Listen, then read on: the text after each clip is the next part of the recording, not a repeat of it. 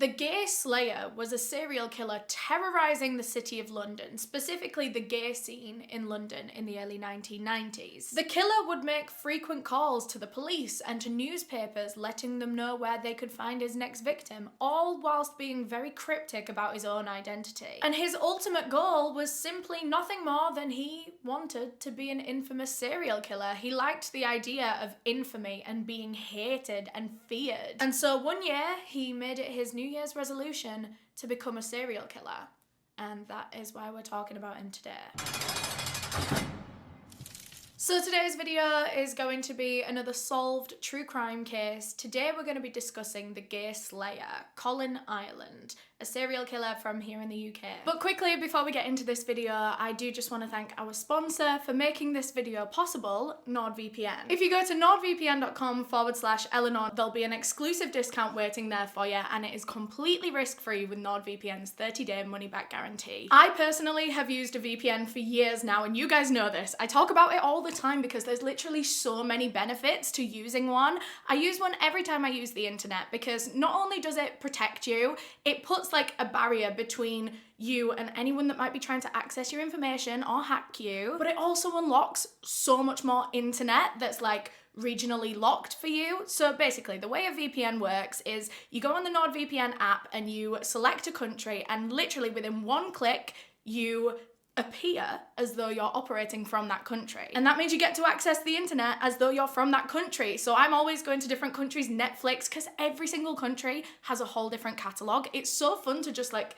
explore it all. You can so easily just Google what each streaming service has in each different country. It's so fun. It's like a whole new internet. And you can do it on YouTube as well. If there's any videos blocked in your country, you can use a VPN to get around that. And with NordVPN's new threat protection feature, the safety aspect of having a VPN is taken to a whole new level. It blocks intrusive ads, it checks things that you download for potential malware. It does so much more than that as well. So now NordVPN is more than just a VPN, it's a really powerful cybersecurity tool, one that I think everyone should use. And it also lets you watch more shows and videos, so like what's not to love? So like I said, if you go to nordvpn.com/Eleanor, the link is down below in the description if you want to just click it. There'll be an exclusive deal waiting for you there, and it is completely risk-free with NordVPN's 30-day money-back guarantee. Thanks again to NordVPN for sponsoring this video. Now before we get into it, I do just want to give my usual disclaimer that I mean absolutely no disrespect to anyone that I talk about in this video. This video is for educational purposes, and everything that I'm about to say is just information that I have found on the internet and I'm compiling into one video. Just a couple of content warnings before we get into this case. Today we are going to be discussing themes of paedophilia, sexual harassment, bullying, homophobia, and the murder of an animal. So if any of that is something that you don't want to hear about right now,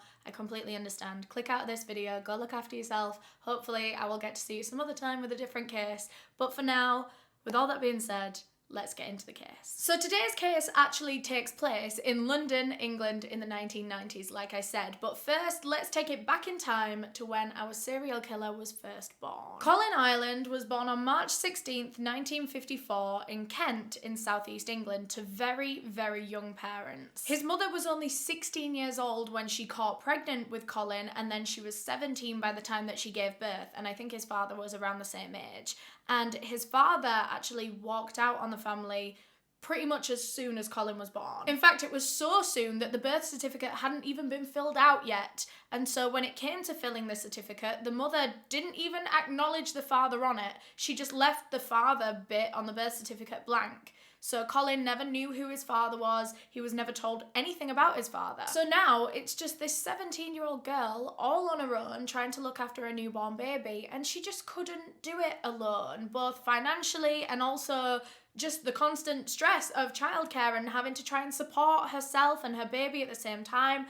It was too much. And so Colin's mother went and moved back in with her parents, and of course she took Colin with her, and so for the first 4 years of his life he lived with his grandparents and his mother so that they could help, you know, support them and look after Colin. It seemed that this time in his life was pretty normal, pretty happy and stable and nice. However, when he was 4 years old, he and his mother moved out of their grandparents' house, of Colin's grandparents' house for the first time.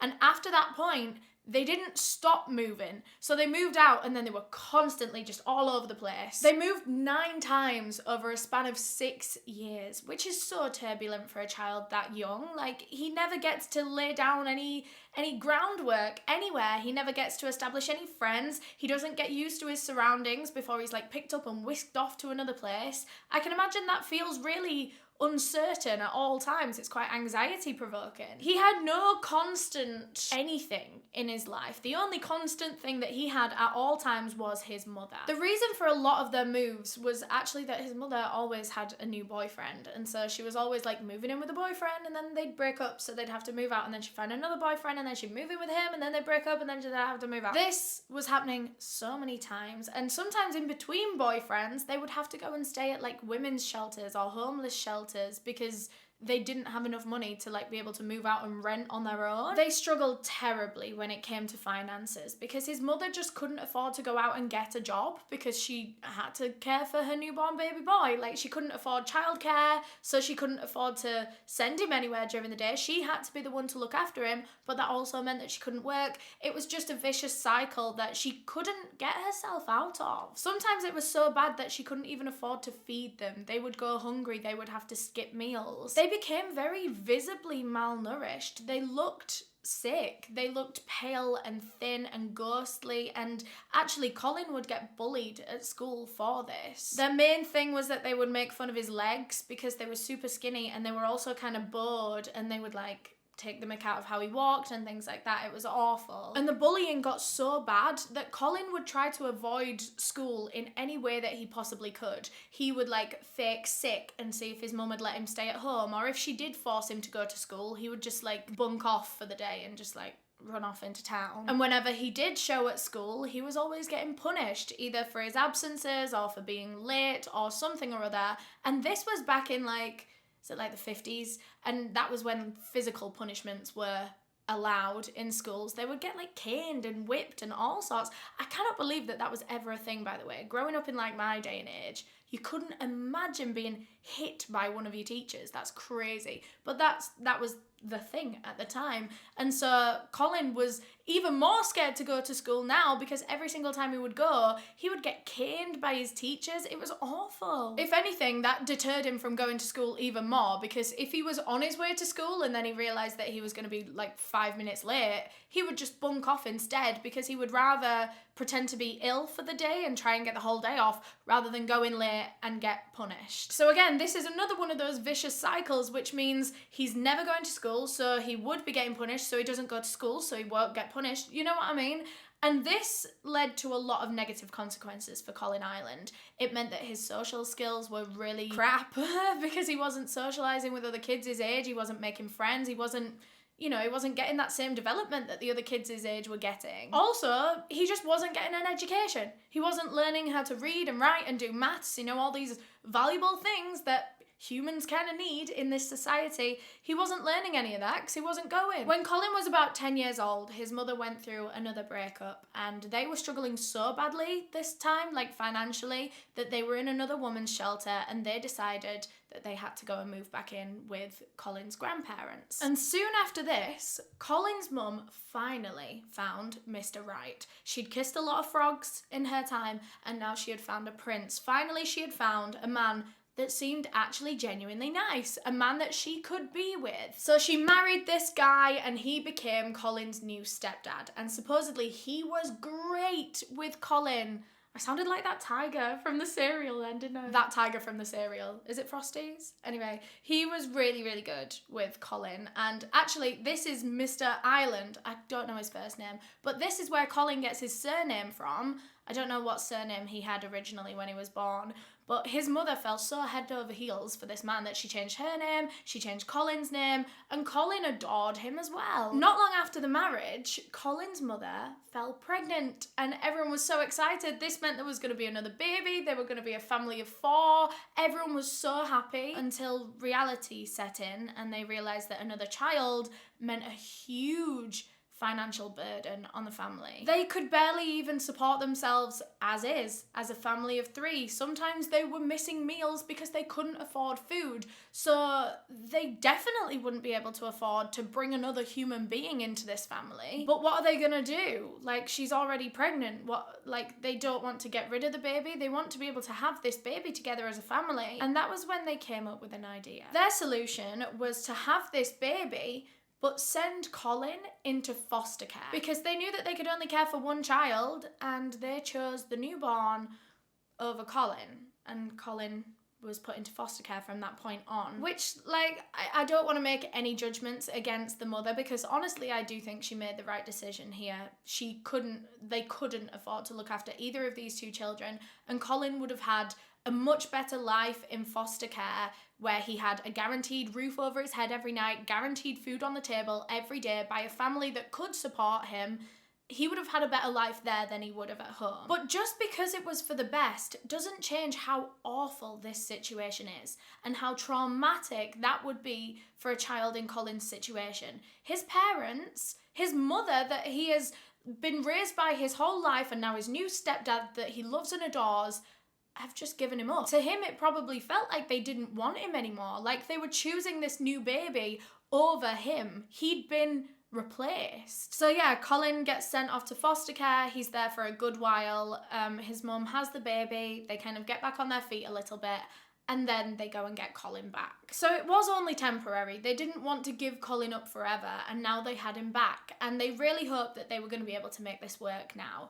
But of course, adding another human being to the mix put even more strain on the family, and with all the financial burdens and the childcare burdens, it was really putting a strain on his mother's marriage with his stepfather. They were arguing a lot, they were fighting, and in the end, the dad said that he just couldn't do this anymore. So now things are a million times harder for his mother, because she's in the exact same situation that she was in before, but now she's got 2 kids. A newborn and an older child that she is trying to provide for, care for, make sure that they're eating 3 meals a day. This is so hard for her. At this point, they're back in another homeless shelter, and Colin's mother realizes that one of her best chances of being able to get these children financial support and childcare support is to marry again, by literally inviting another human being into their family to share the burden of these children. The burden, maybe I don't mean burden, but to share the workload and the financial load of these 2 children. And so for that reason, Colin's mother set out to marry again, not because she was looking for love, but because she was looking for a partner to care for these kids with. She meets another suitor rather quickly. He seemed like an alright guy for the job, and she married him when Colin was about 12. She moved him in, and he was his new stepdad. But Colin wasn't best pleased at this point. He liked the last one. He had a really good, bond with the last one. And I don't think it was anything personal against this new one, but I just think he was just angry at his mother at this point for losing the last one and always having new boyfriends, and I don't know. He's a kid, and he just wasn't happy. This time, Colin refused to change his surname along with his mother's. He wanted to stay Colin Ireland. He missed his old stepdad, to be fair. So at this point in time, Colin is just entering his teenage years, and he is quite a loner. Of course, he's never been in the same place for long enough to make a group of friends, so every single time he moves is always the new kid, and then just as he starts to get friendly with some people, he's picked up and whisked away. So he doesn't have any friends. He doesn't have a social group. So to fill his free time, Colin would just take himself on walks. He would go and explore by himself. He picked up a part-time job, because what else has he got to do?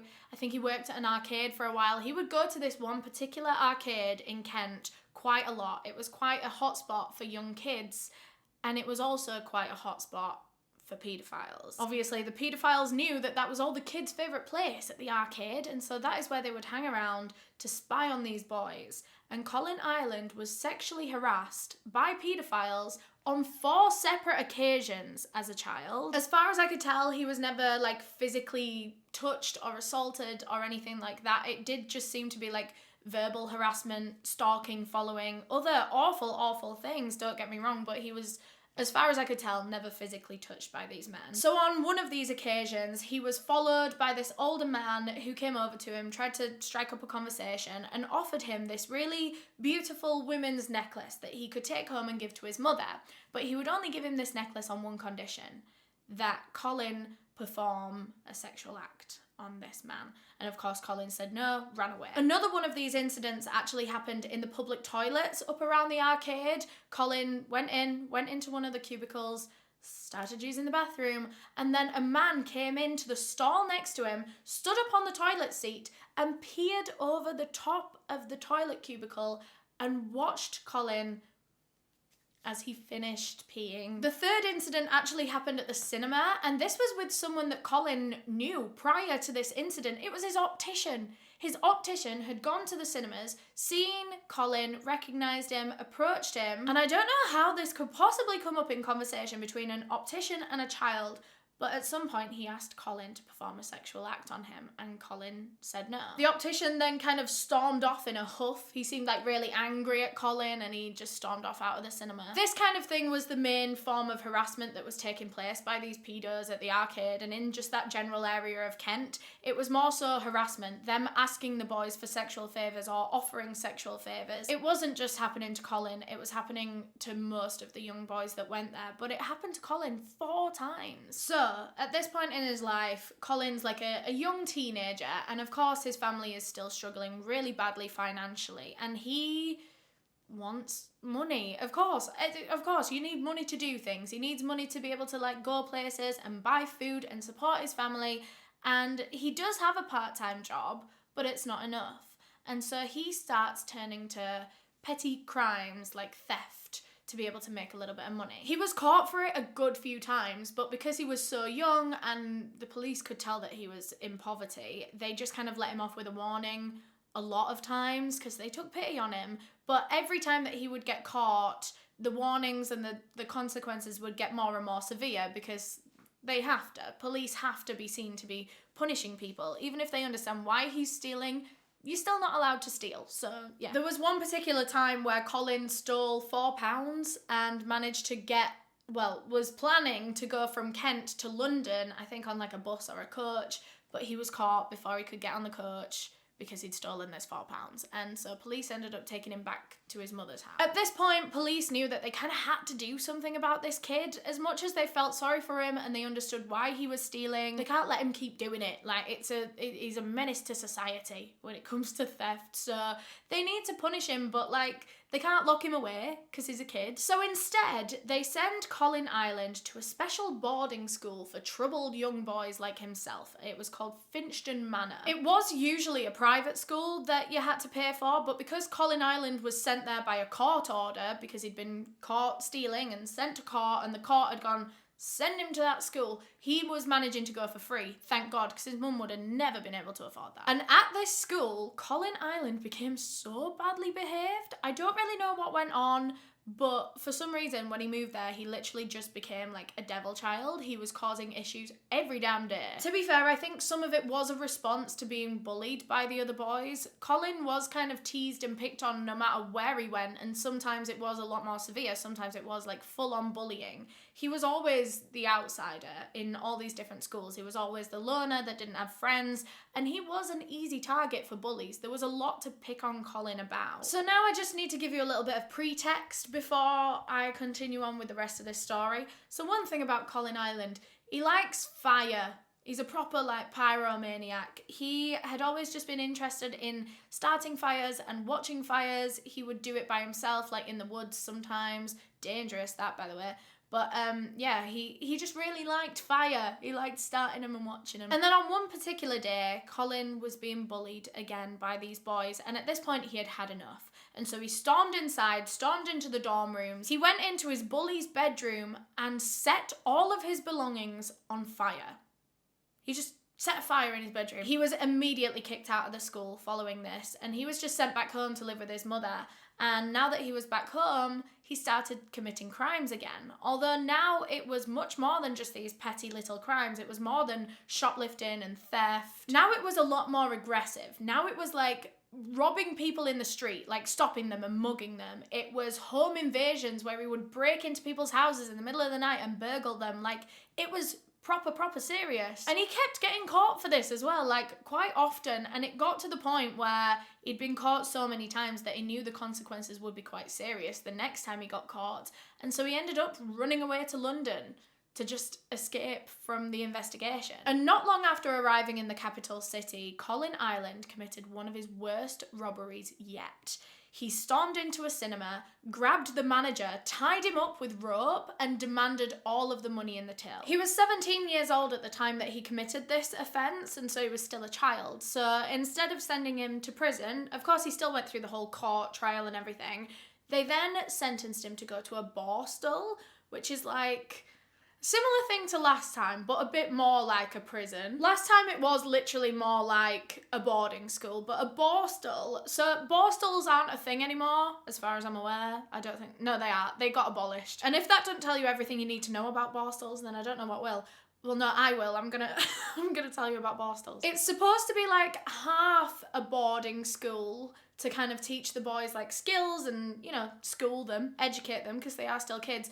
But it is like half a juvenile detention centre at the same time. It's like a mix. But the main idea of a Borstal is to reform these kids and get them set up for a successful life once they leave the Borstal. Because they're obviously there because they're causing issues, they're committing crimes, they're being naughty at that age. They give them like vocational courses to be able to learn how to become like a mechanic or a plumber or an electrician, valuable skills that they can then go out into the real world and apply and then get a job, so then they don't have to like steal for money for the rest of their lives. It's supposed to be a good thing in the long term, but Borstals were known back then for being quite like abusive. You know, when they had all these physical punishments, well, Borstals took it above and beyond because they could, you know, because they're meant to be there to like punish the boys, but apparently they were awful places to go. They had like a really strict regime in Borstals, you know, kind of like in the army where they make them wake up at a certain time and they got to do this and then they got to do that and blah, blah, blah, blah. And Colin absolutely hated it at this Borstal. Pretty much all the boys did. Borstals were hell for every person that went to him,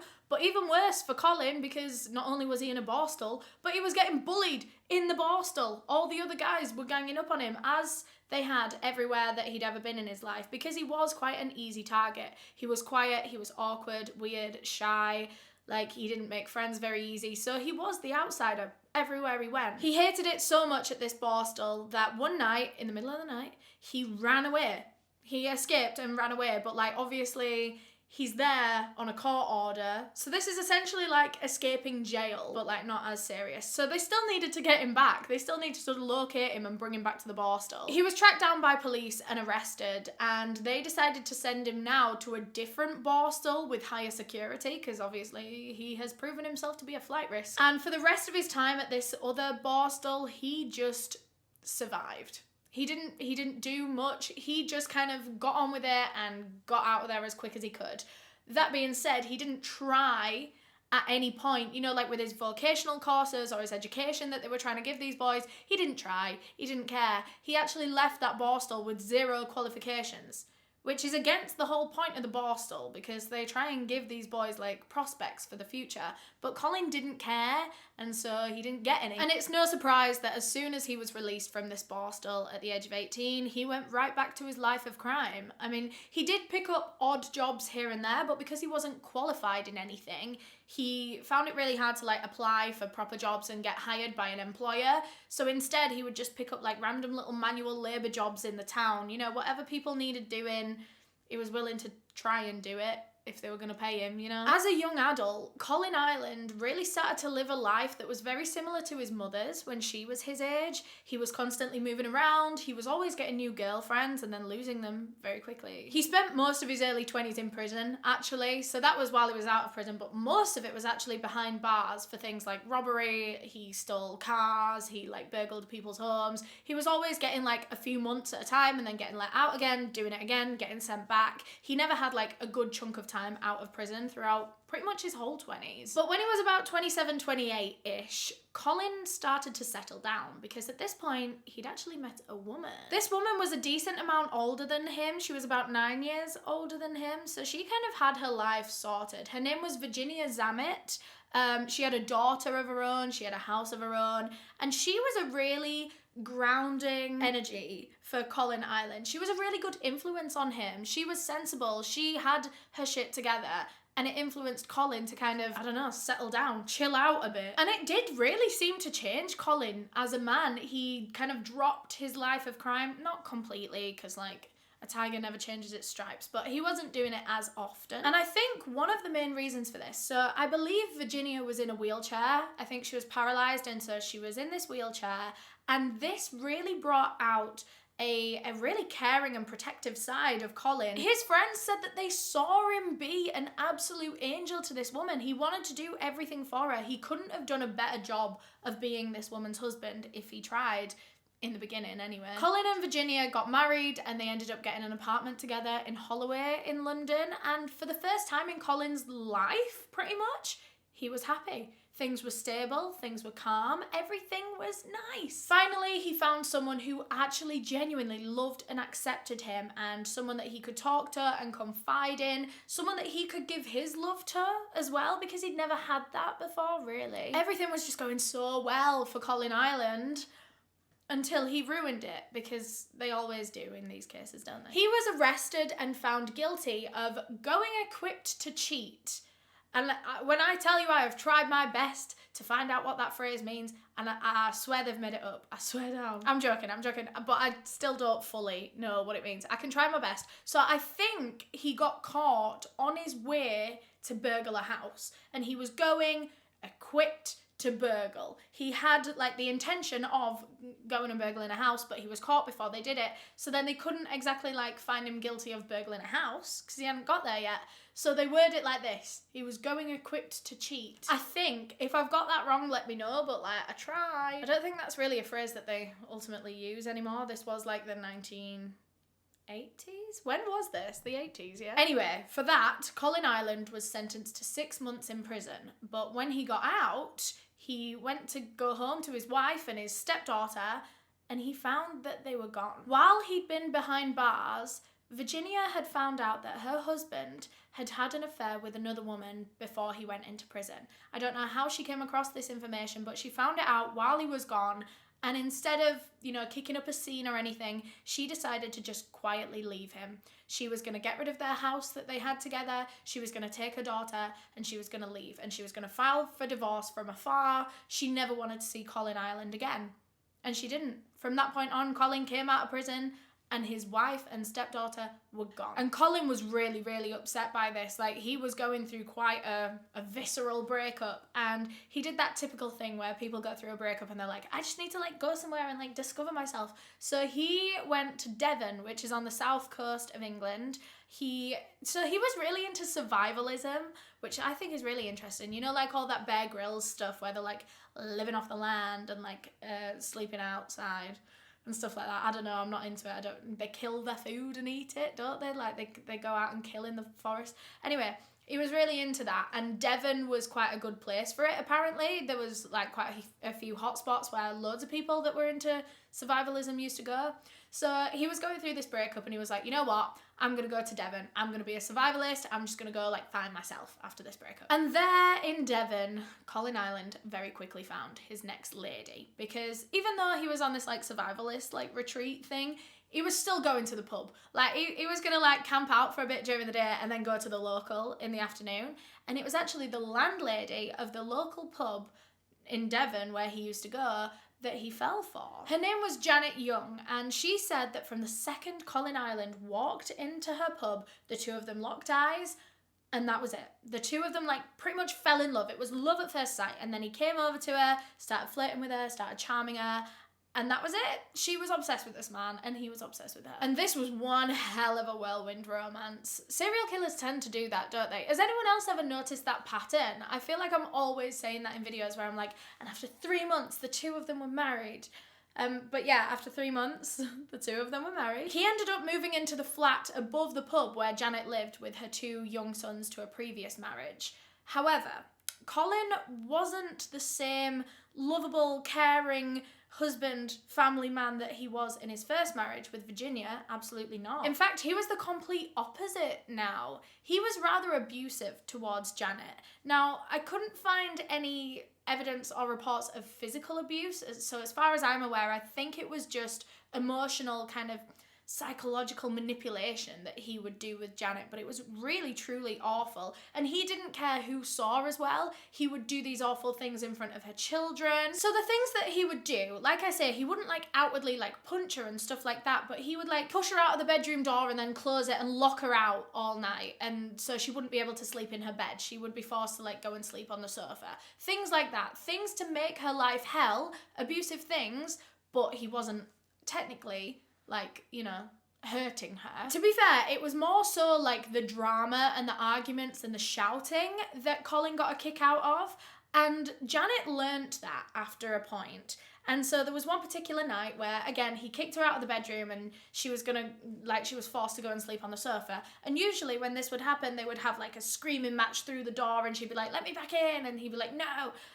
But this time, she decided to stay quiet. She wasn't going to give him that reaction. She got pushed out of the door and she was like, fine.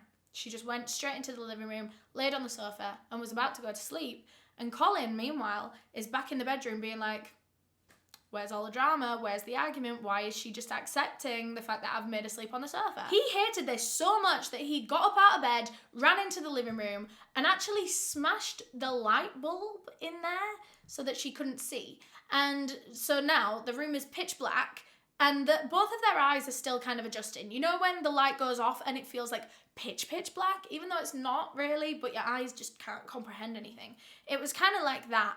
And he decides that he is going to start taunting Janet. So they're there in the absolute pitch black, and he starts moving around the room going, Janet, I'm over here. And then he'd like move and he'd be like, I'm over here now. And she was really scared because, yeah, he'd never hurt her before, but what's to say that he wasn't going to start now? He was clearly a very aggressive man, so he could have. She was terrified at what he could do to her. Like I say, I don't think he did anything to her. I never actually read anything of physical abuse in this relationship, but it was just, he was always just trying to scare her. And not only was he scaring her all the time and being like emotionally abusive and stuff like that, he was also stealing from her and her pub. So the way that their marriage eventually came to an end, surely you guessed it was going to come to an end at some point. So the way that it happened, it was on Easter weekend, and Janet decided to take her two sons to London because they have family over there. She was taking them there for a long weekend over the bank holiday, and she had left Colin Ireland in charge of the pub while she went. This was a huge mistake. When Janet and her two kids returned home to the pub after that weekend, Colin Ireland was gone. And so were most of their belongings. He had decided to leave Janet and the kids, but he didn't want to tell her that. He had decided to do it in the most sleazy and cowardly way possible. He'd just run off while they were gone. He'd completely ghosted her, never got in contact with her ever again, never explained anything. And on top of all of that, he'd stolen half of their things. He'd pretty much sold everything that was of value or like pawned things off, like her jewellery and her kids' toys and stuff. They really didn't have much left in that pub at all. And he'd stolen all the money out of the till in the pub as well. They were really, really gonna struggle after this. He'd taken pretty much everything they had. But Janet's first reaction to seeing this, to going home, to noticing that her house was ransacked and half of her things were gone and her husband was missing, she didn't immediately think that Colin was the one that had done all of this. Her first thought was, oh my God, Colin's missing. What if he's in trouble? What if he's been kidnapped or killed or, you know. Despite him being a very aggressive and abusive person throughout this whole relationship,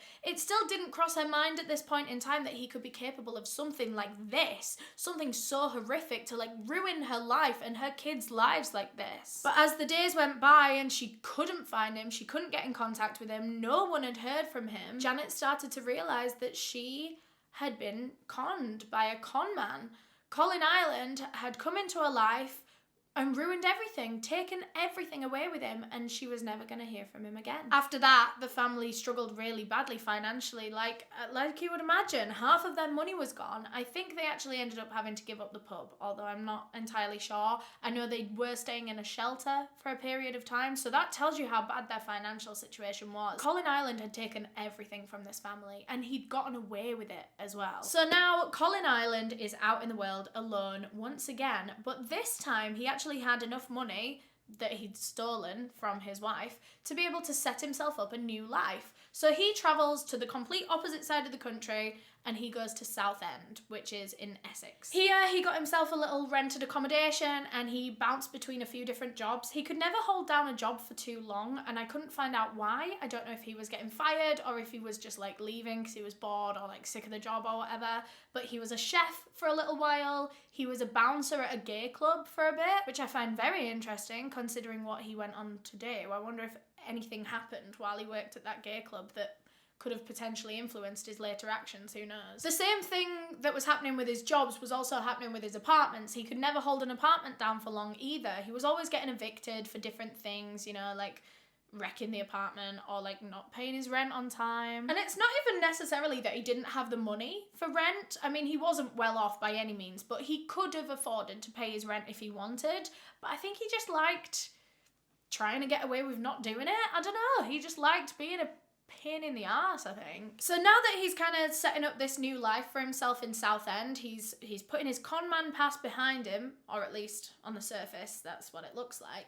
He decides to like start building this nice guy reputation. He wants to be liked in his new community, and so he starts volunteering at a homeless shelter. And a lot of the volunteers from this shelter have so many differing opinions on Colin Ireland, which I find really, really interesting. That seems to be a pattern throughout his whole life. Colin is an entirely different Colin depending on who he's interacting with. So like to Virginia and her daughter, they were married for ages, and from what I could tell, he was nothing but lovely to her. There were never any reports of him being a bad guy or abusive or anything, but then you see him in his next marriage and he's awful, and then he cons her at the end of it and like goes to steals all the money.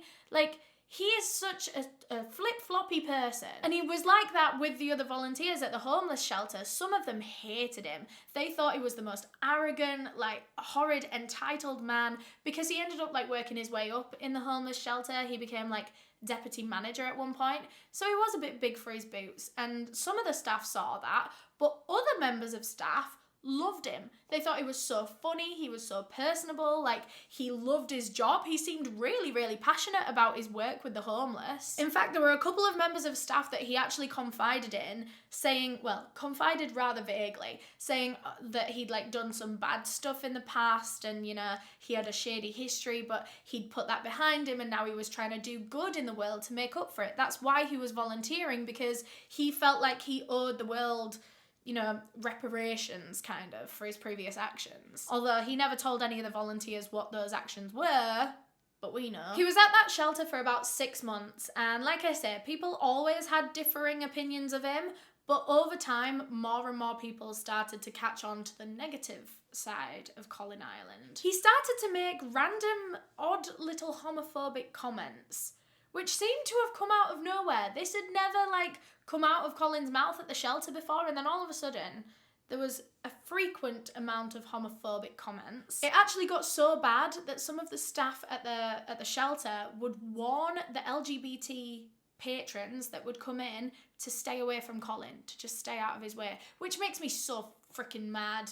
Like, why were they talking to the victims and telling the victims to stay away and not Colin? Why aren't you just sacked Colin, to be fair? But no, they didn't talk to Colin. They talked to the victims and told the victims to watch out. His lack of empathy was really starting to shine through now, which was a really big surprise. It caught a lot of people off guard, obviously the ones that liked Colin, because he did seem so passionate about that job. He seemed like such an empathetic person, but now he couldn't keep up this facade much longer. And at one point he said something like really bold, like really bad. This one time they had this like rather troublesome guy staying at the shelter, and I think he was a regular, and I think he was always causing a bit of trouble. He was an alcoholic. He never really had the money to pay for his stay. He would always try not to pay or to underpay.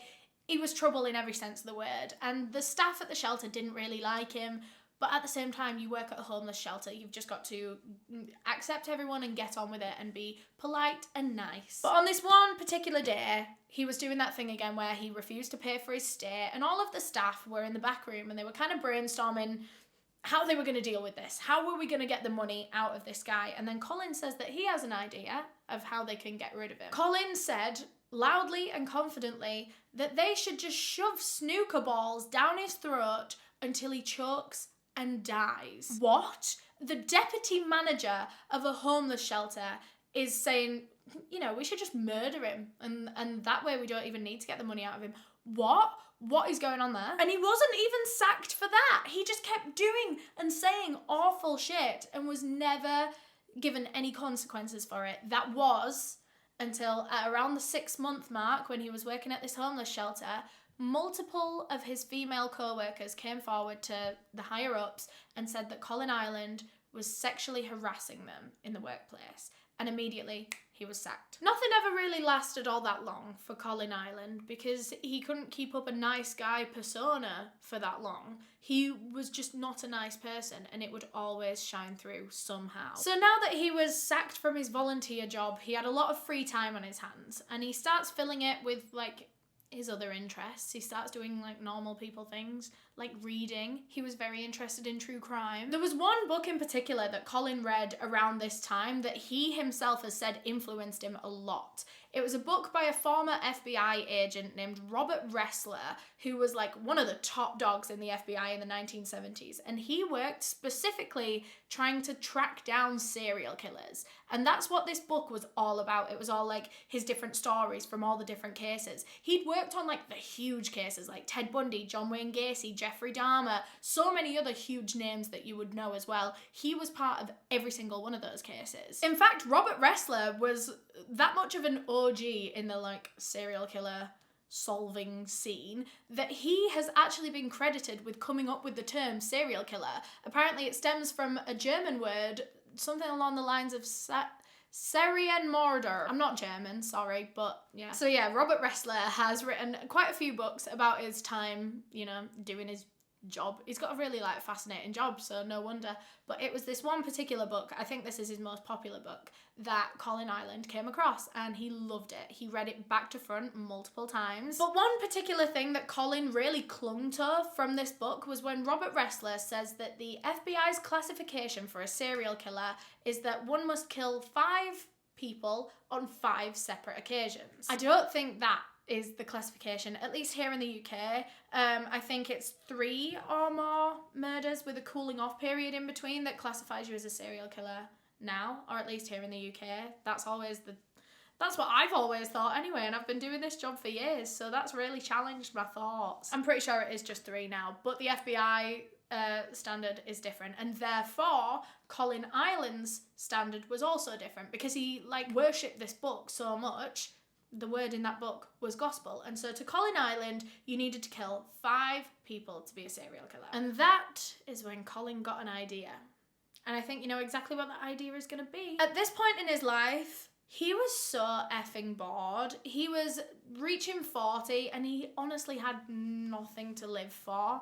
That sounds awful, but he didn't. He had no family, he had no friends really, he didn't really have a job, like he had nothing going on. He had no excitement in his life and he desperately wanted excitement in his life, but he couldn't get it because he wasn't a nice person and people didn't want to stick around with him that long. So he was thinking to himself as he was reading this book, for a bit of excitement in his life, why not just become a serial killer?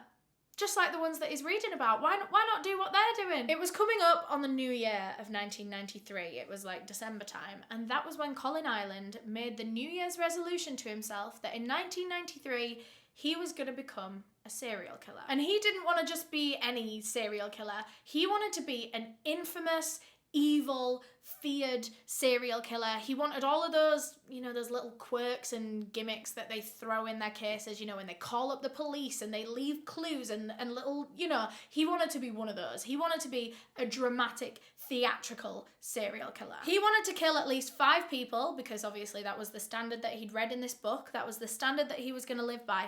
And he already had his victim type in mind. Colin decided that he was going to kill exclusively young gay men. And as I was researching this case, I found a lot of reasons as to why this might be. A lot of different people have a lot of different theories on why he went for gay men specifically. So the main theory obviously being homophobia. Maybe he just didn't like gay people and simply wanted to kill them because they were gay. The 1990s was still a fairly homophobic time, especially in London. There was a lot of stigma. It was just coming out of the AIDS epidemic as well. So chances are he could have been homophobic. But there's another theory, and I am slightly more inclined to believe this one, that it could have been internalized homophobia. So Colin always maintained, always, until the day he died, that he wasn't gay. He was straight. He never wanted to have sex with a man. He never saw men in that way. He was so adamant that he was straight that, I don't know. Maybe Colin himself liked men, but didn't allow himself to like men. He suppressed that feeling inside him.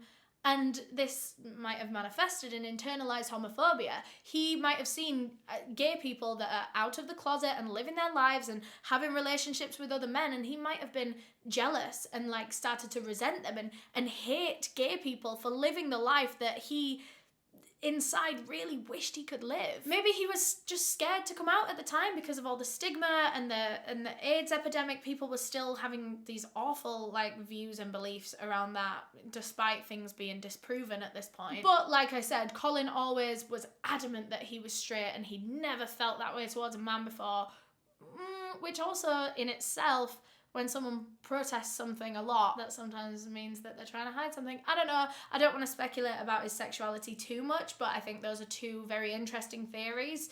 And I think one of them's probably right. He does go on to make some quite homophobic comments throughout this case, and of course he had been making them at the shelter before. There's no way of really knowing where it came from, but bottom line is, he was a homophobe, and he did say these things. Whether it was because he himself was gay and he didn't want to accept it, or whether he was straight and just a dick, we don't know. Either way, he was. Another thing that people talk about that could have influenced why he chose gay men is potentially his childhood trauma from the sexual harassment that he faced as a child at the arcade. These older male predators had made him feel so uncomfortable and so violated as a child that maybe now as an adult, he associates all these negative feelings with gay men. Undeservingly, of course.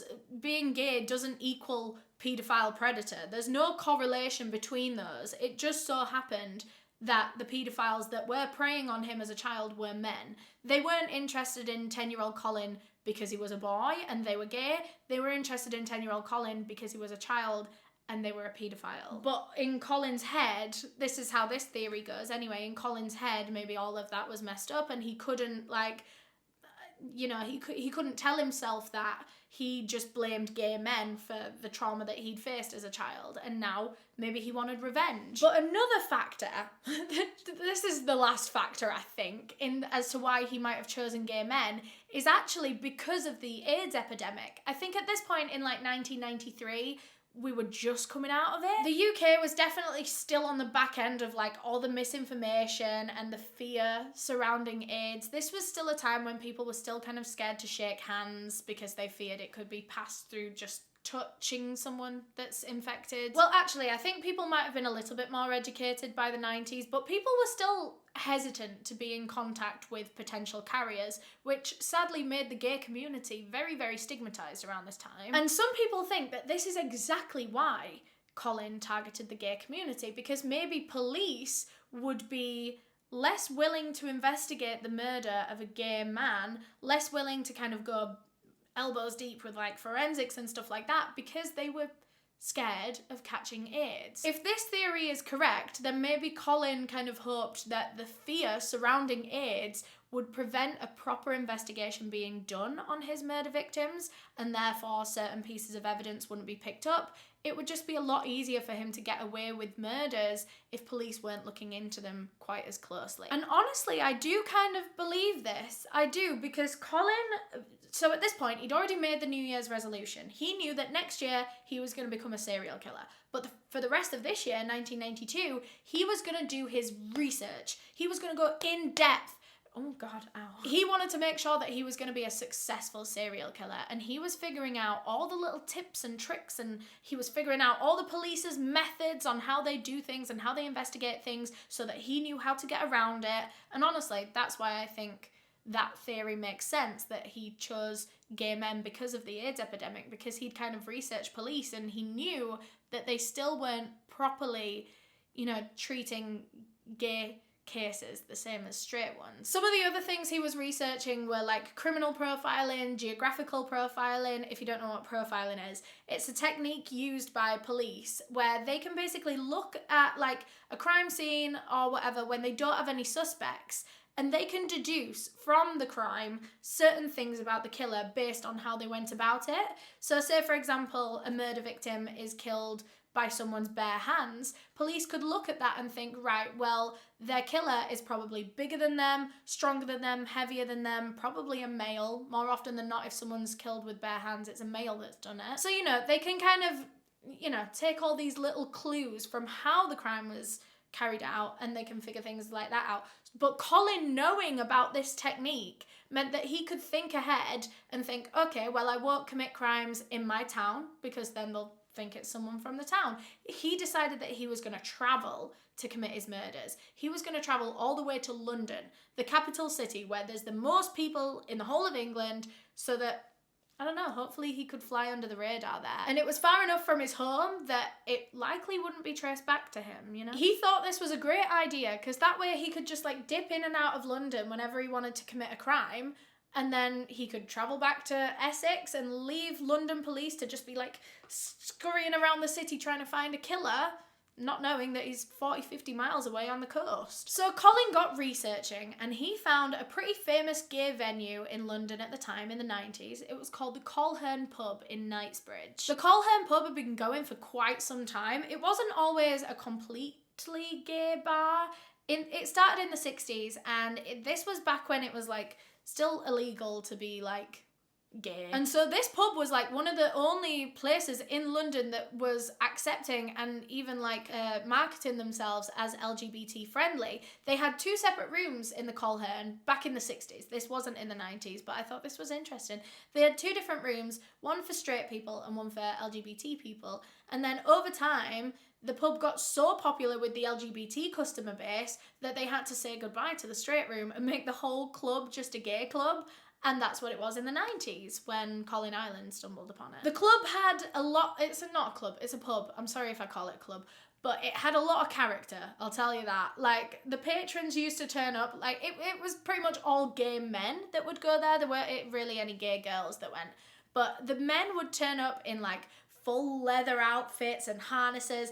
It was really big in the BDSM community, was the Colhern Pub. It was somewhat of like an unofficial sex club. Not that like people would, no, sometimes people would have sex there at the pub. Everyone kind of knew why you were going to go to the Colhern. If you're going to the Colhern, it's because you're trying to pick someone up and take them home. That was the vibe. Which, as soon as Colin found that out, he thought, perfect. That's exactly what I want. I want to just go somewhere, find someone, and have an excuse to leave and go somewhere private and kill them. These men were turning up at that pub with the intention of leaving with a stranger at the end of the night. So it was going to be dead easy for Colin to be able to get him alone. These men would just wander willingly into his trap. Something interesting about the Colhern Pub, well, actually, I presume this was done throughout the whole gay community at the time, but this was how it was in the Colhern. They had what they call the hanky system. And I really like this. I think this is really cool. Basically, all of the men that turned up at the pub would be wearing a handkerchief. And depending on where they were wearing this handkerchief on their body and what colour the handkerchief was,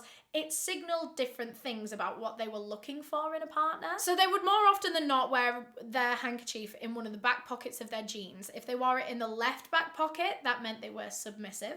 And if they wore it in the right back pocket, that meant they were dominant. And that was how the tops and the bottoms could identify each other. The colours of the handkerchiefs meant different things as well. So green meant that you were into bondage. Black meant that you were into like full BDSM, the whole 9 yards. Light blue was just oral sex. Navy blue was anal sex. Black and white checkered meant that you were only interested in safe sex. And white with a red cross on it meant that you were HIV positive. I think there's a lot more like colours and codes than that, but we could be here all day. Those are the more common ones.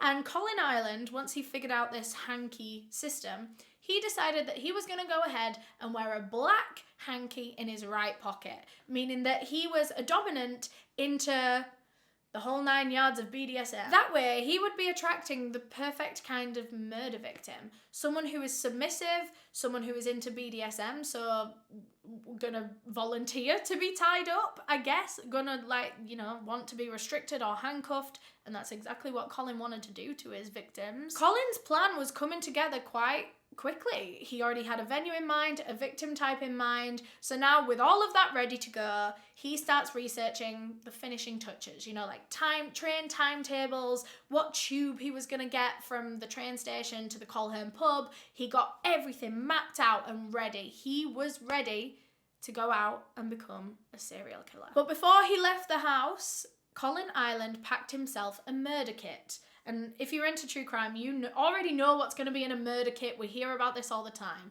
It had a knife, it had gloves in it, it had cleaning products in it so that he could clean up after himself, make sure he didn't leave any evidence. Of course, he had a load of rope and cords, and sometimes he would take handcuffs. I don't know if he had handcuffs all the time, but he had a lot of tying up things.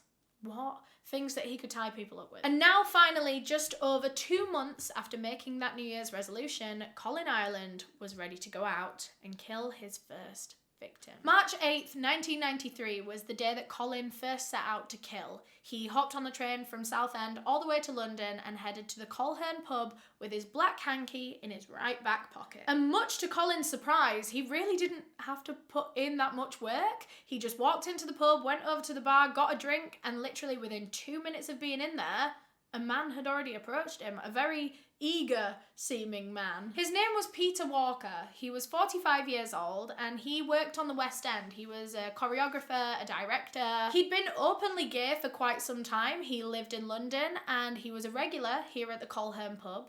And of course, this was the first time he'd ever seen Colin Ireland, and he liked what he saw. So he immediately went over and struck up a conversation. The two of them went to go and sit at a table alone for a while and just chat, and they were there, they were getting on, whatever, and then Colin accidentally spills his drink all over Peter Walker's pants at the front. He is absolutely soaking wet.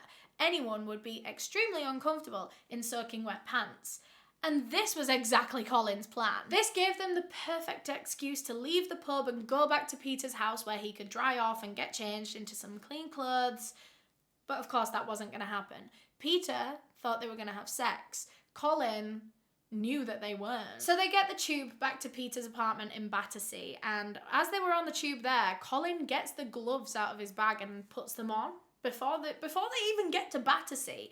And I don't know what Peter thought of this. I wonder if he noticed. I wonder if he thought anything. So either way, they get back to Peter's flat and things start getting hard and heavy. And Peter actually had 2 big dogs, and so before they headed up to the bedroom, he went and locked the dogs in the living room so they were out of the way, they wouldn't disturb them. So they go to the bedroom, and of course it was pre-established based on the handkerchiefs in the pocket that Colin was going to be the dominant one, Peter was the submissive one, and Peter immediately got into position. Like he whipped his clothes off, got on the bed, and he was ready to be tied up. So Colin did it. He got out the cord, he tied Peter to the bed. I think it was a situation where it was like wrists up there, ankles, you know, tied to each post of the bed.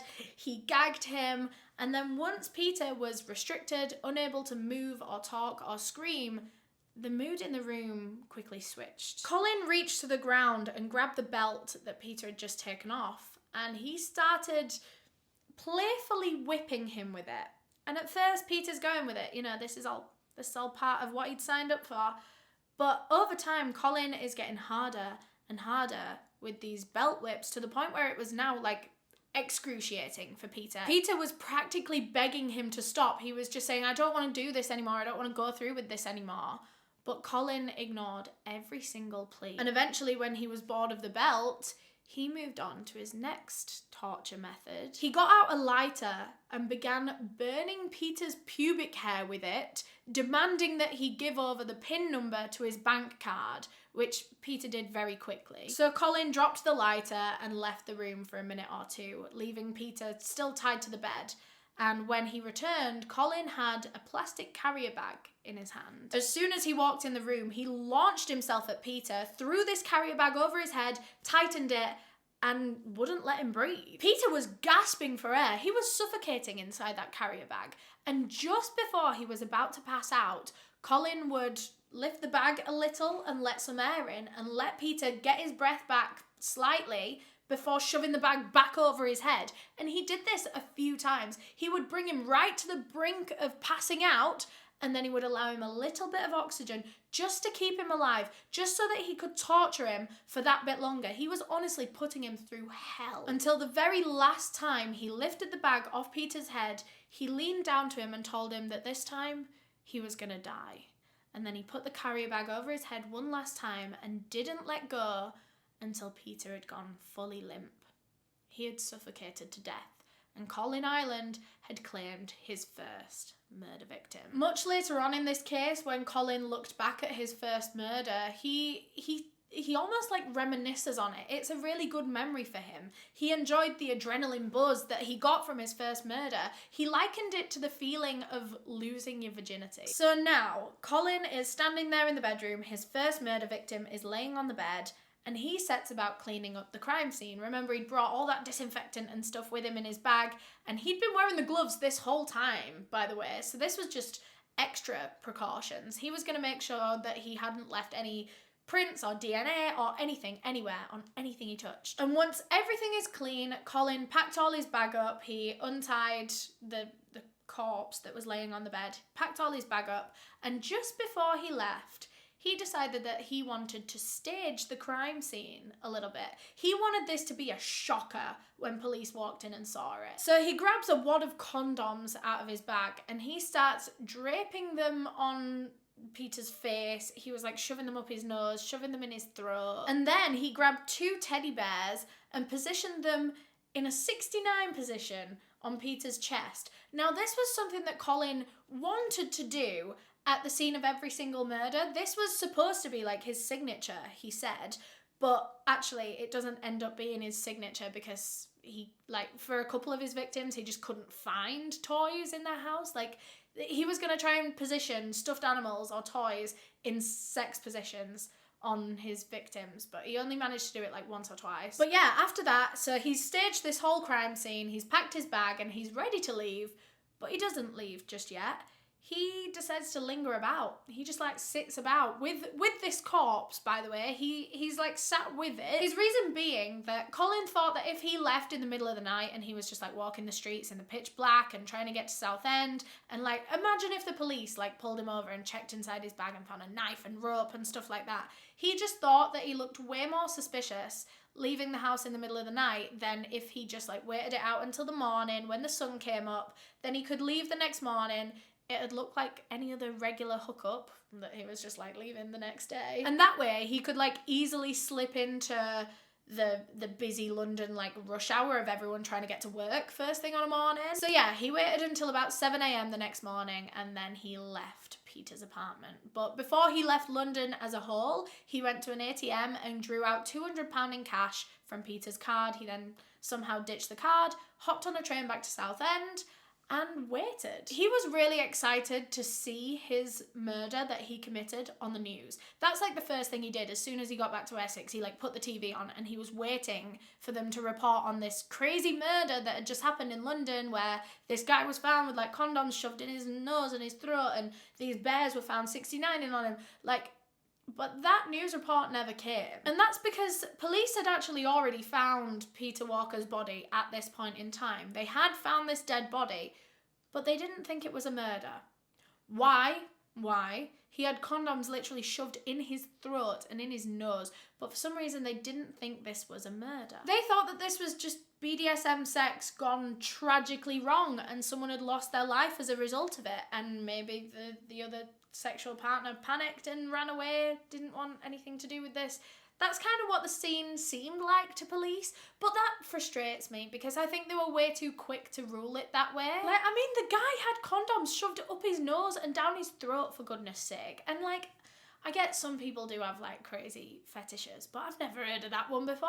And I can understand where the police are coming from because it is very clear that this man had died in some kind of sexual interaction, so I don't know. Who was to say that the condoms in his throat wasn't consensual? I don't know. Like, that'd kill someone, surely. Surely that's not consensual. I don't know why it was ruled as accidental, honestly. I mean, the condoms in the throat is kind of the only suspicious thing about it because everything else about it did seem like kind of just like, you know, regular fetish, like BDSM stuff. The burning of the pubic hair, the ties on the wrists, like, people be doing that, you know? So I can understand why it was ruled accidental. And again, something else that backs that theory is that there were no signs of forced entry on the home. It didn't look like anyone had like broken in with intent to murder him. Maybe he had genuinely brought back a hookup, allowed them into his house, you know, willingly, voluntarily, and then this had happened, the hookup guy panicked and then just ran away. So like I said, Colin is back home in Southend. He is watching the news intently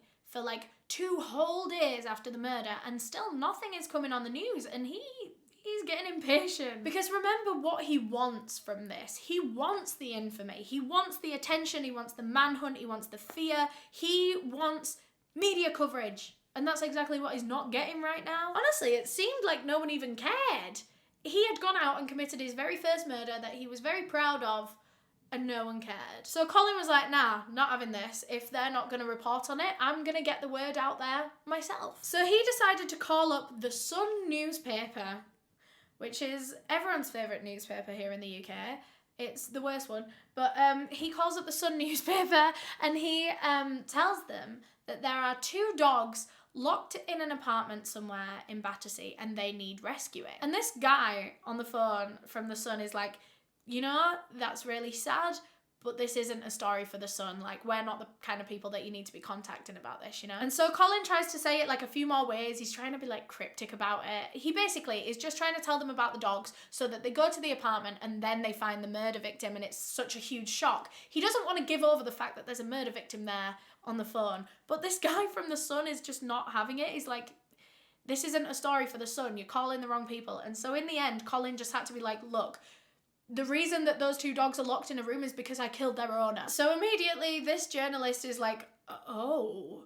And he realised that if this was true, like there's a good chance that this could have been a hoax, but if this was true, then this journalist now kind of had the responsibility to try and pry this story out of this man who was claiming to be a murderer. So the journalist starts asking him questions. Colin went on to say in this phone call, it was my New Year's resolution to kill a homosexual. He was a homosexual and into that kinky sex. You're into all that stuff, aren't you? Don't really know what that last bit was about. But anyway, Colin quickly put the phone down on this journalist. As soon as he'd got his point across, he wasn't there to babble. He was given just enough vague information to kick up this investigation and start the, you know, put a flame on the police's asses. And it worked. So this journalist got in contact with the police and basically told them this whole phone call, and immediately police believed the caller. They didn't think this was a hoax at all. Mainly because this murder, or this death, hadn't been reported in the media at all because they thought it was accidental. So there was no need to really report on it. So who else, other than the killer, would have known exactly what had happened in that bedroom, you know? So police tried their best to trace the phone call that the Sun had received, but it turns out it was done from a payphone. So, of course, it couldn't be traced back to the individual caller. And other than that, police had no leads to be able to try and find this anonymous caller. The only thing that they could really do at this point was just appeal to the public and beg if anyone had any information to bring it forward. They were specifically asking within the gay community in London because they knew that Peter was openly gay and therefore probably his killer was, you know, if he died in a sexual situation, it was probably another gay man, and, you know, maybe people within the gay scene would know something. But no one really did. Barely anyone came forward with any information for police, and people think that this is simply because The gay community didn't really like the police at this point in time. They didn't have much confidence in them. The main reason for this being the way that the police were kind of treating the gay community as a whole coming out of the AIDS epidemic. Well, it was still kind of in it at this point in time. That being said, I'm pretty sure it had been proven at this point that you couldn't catch AIDS just through like skin-on-skin contact, just like shaking hands with someone or something. But the police, when they raided a gay bar in London not long before this, they went in with full like protective gear, like gloves on, masks on, which is so dramatic considering it had literally, I'm pretty sure, been proven that that's not how you spread AIDS. The police were just ignorant, I think, at this point in time, and the gay community didn't appreciate it. They didn't appreciate that police weren't even trying to understand them. And so when this case came about, gay people are thinking, why would I voluntarily walk into that police station and sit and talk to police for a while? And like, I think it was also illegal for gay men to engage in BDSM sex at this point in time. Why that was ever made a law, I don't know. Like, why do lawmakers care? Like, I don't get it. But I think that was actually illegal at the time, which was another thing stopping gay people like going forward to the police, because they didn't want to be risked being prosecuted themselves just for simply having sexual relationships. 2 whole months went by and Colin Ireland was still getting away with the murder of Peter Walker.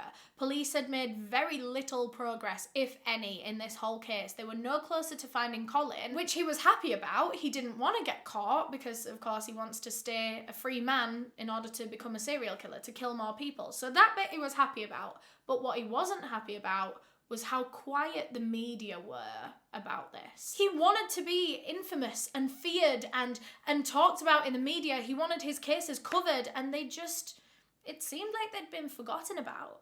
And so Colin decides he's going to give them something else to talk about. He starts planning his second murder, and he was going to use pretty much the same entire method as last time. He was going to go to the Colhern pub, pick up some random guy, go back to his place, kill him there, and then get the train back to, where does he live? Southend. For someone that had researched serial killers so much in advance, he does a lot of like stupid giveaway things throughout this case. Like, he goes back to the exact same place to pick up victims every single time. Which, like, maybe at this point that would be fine, but as you get into like your 4th, 5th victim, like, that's a pattern then. You're showing the police a pattern. I don't know, he wasn't that smart, he really wasn't. But either way, he gets himself down to London on May 28th and heads to the Colhern pub. And just like last time, he didn't have to do much work. He just walked in, ordered a drink, and someone approached him. 37-year-old Christopher Dunn was a local librarian that took a huge liking to Colin Ireland. So much so that he invited him back to his place within like an hour of meeting him. So the two of them went back to Christopher's apartment in Harrow, and when they got there, he put on an S&M tape for the two of them to watch, and then they both like just sat there and watched it together. And then Christopher turned to Colin and asked him to tie him up. So Colin made him undress completely and lay face down on the bed, where he then grabbed his arms behind him and handcuffed them behind his back. And just as he had done to his last victim, he starts whipping Christopher. And at first it seems playful, it seems in keeping with the tone that they had set, but as it's going on, it's getting harder and harder and less consensual. Soon Christopher starts asking him to stop, and then Colin starts demanding that Christopher give over the PIN number for his bank card. And as soon as Christopher gave over that information, Colin had gotten everything he wanted to get out of this man, and so he put a rope around his neck and strangled him to death. Again, he cleaned up the crime scene and then just sat with his murder victim's corpse until the sun came up and he could blend in with the London crowds and get his ass back to Essex. Christopher Dunn's body was found later that same day. He was completely naked, wearing nothing but a leather harness that Colin must have put on at some point throughout this. It's very clear to us, objectively looking at this case, that these two murders are very, very similar. These two men had been found in almost identical situations. They were both young gay men that frequented the Colhern pub.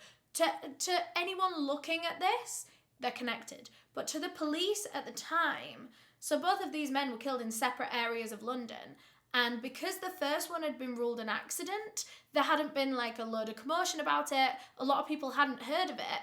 So then when police found this second murder in Harrow, They hadn't heard of the first one. So there were no connections to really be made. If one of them's ruled as an accident, the second one is also likely to be ruled an accident because there's no pattern. Again, police just assumed this to be a case of BDSM gone horrifically, terribly, fatally wrong. So not much of an investigation was done into the second murder either, and Colin Ireland is now getting away with 2 murders. His confidence is growing by the week. He's proved to himself now that he can do it consistently and he can get away with it. And he was still aiming for that goal of 5 kills. He was 2 in and he wasn't going to waste any time finding his next victim. Just 6 days after the last killing, Colin returns to the Colhern pub on June 4th, 1993 to claim his 3rd victim. 35-year-old Perry Bradley III was originally from America, but he was over here in London on business. Like I said, he was Perry Bradley III. He was from a long line of Bradleys. His family was a very wealthy, successful, powerful family back over in America. I believe his father was a congressman. So somehow, Colin and Perry cross paths in the Colhern pub and the two of them get talking. But Perry is a little bit more reserved than Colin's first 2 victims because Perry wasn't actually out of the closet at this point in time. For that reason, he was a little bit harder to convince to go back home, because he was just scared of being seen and then outed, and he was scared of what that would mean for his family and his father's career. It was all quite deep for him. And so he wasn't so willing to go back with Colin at first, but after a few more drinks, he decided to take Colin back to his place. So when they got there, Colin starts getting his rope out of his bag and he's like, right, can I tie you up? And Perry wasn't really down for that. He was like, oh, that's not really my thing. I'd rather just do it without. So Colin tried a few times and he was like, look, come on, this is my thing. I don't know if I'll really be able to perform if I don't tie you up. Eventually, Perry obliged and let Colin tie him up. And as soon as he was bound and couldn't move, Colin Ireland switched once again. He reached down into his bag, grabbed another cord, tied it into a noose, and then put it around Perry's neck and slowly started tightening it as he was demanding that he give over his PIN code for his card. Of course, Perry did it very quickly. He didn't want him to tighten this noose around his neck and kill him. When Perry gave over the PIN code, Colin did drop the noose. He left it around Perry's neck, but he wasn't tightening it anymore. And he just turned around and started ransacking the house, I think. He was looking for other things to steal or if there was any cash laying about. At one point, he turned to Perry, who was obviously still tied up on the bed, and he was like, you might as well go to sleep. This is going to be a long night. I plan on being here ransacking your house for a while, so you might as well get some sleep if you can. And Perry did. He fell asleep there, still tied up, while this strange man that's just robbed him is now lingering around his house. And this proved to be a fatal mistake for Perry Bradley because, Colin Ireland had been cleaning up this whole time and he'd packed his bag, and then he looked at Perry asleep on the bed, still tied up.